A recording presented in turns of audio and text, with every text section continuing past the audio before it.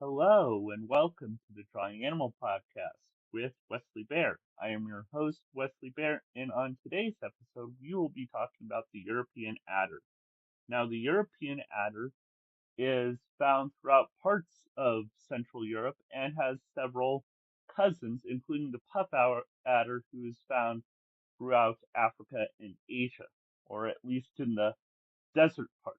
But unusually, the European adder is the only venomous snake to be found in the UK, uh, all the way from Wales up through most of northern Scotland. Now, they are excluded from Ireland, but this is unusual for a snake to be found this northern. In fact, they are one of the most northerly snakes, being found actually even above the Arctic Circle in the far northern parts of Scotland. Uh, Now, of course, being a cold-blooded reptile, European adders require a lot of external energy supply, including sunlight, um, amounts of food, and because of all this external regulation needed, they will actually not be active for most of the year. They will actually hibernate, just like bears, um, from about October to March. And so in that time, they will find uh, boulders, fallen trees, deep burrows to hide in, and they will stay there until, again, about March.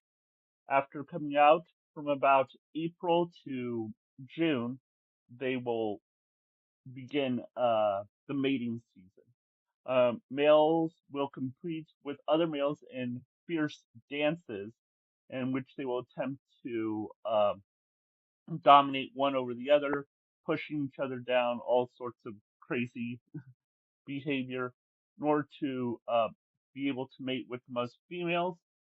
Females who are copper in color and males being silver gray, they will get together, and after about 3 to 4 months, there will be some eggs, and then it'll eggs will hatch after a couple more months, and the number of eggs is anywhere from about 3 to 20.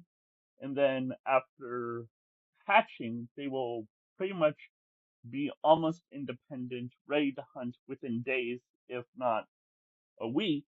And so within a couple weeks, they're pretty much independent on their own until they grow, at least till they grow to a size where they're big enough to be out on their own and get big enough prey. But that happens fairly quickly. European adders, much like a bunch of other snakes, use their sensory organs, taste, smell, and the sensing of creatures through the ground, through their body, all sorts of those similar techniques you often think of when you think of venomous snakes. In order to detect prey, they will use shrews, moles, mice, frogs, newts are pretty much their major specialties.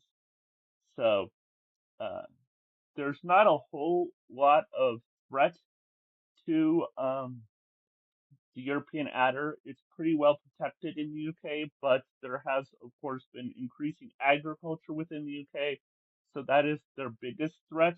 But overall, the European adder is least concerned, so there isn't any immediate threat to the European adder.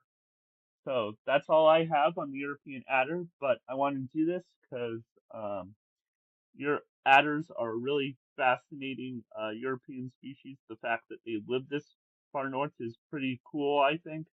And they are just a popular animal from my childhood. If you've read Redwall, you know. So um, a major character is an adder in those books. So yeah, uh, so there you are. Enjoy nature, enjoy drawing, enjoy God's creation, and have a wonderful day.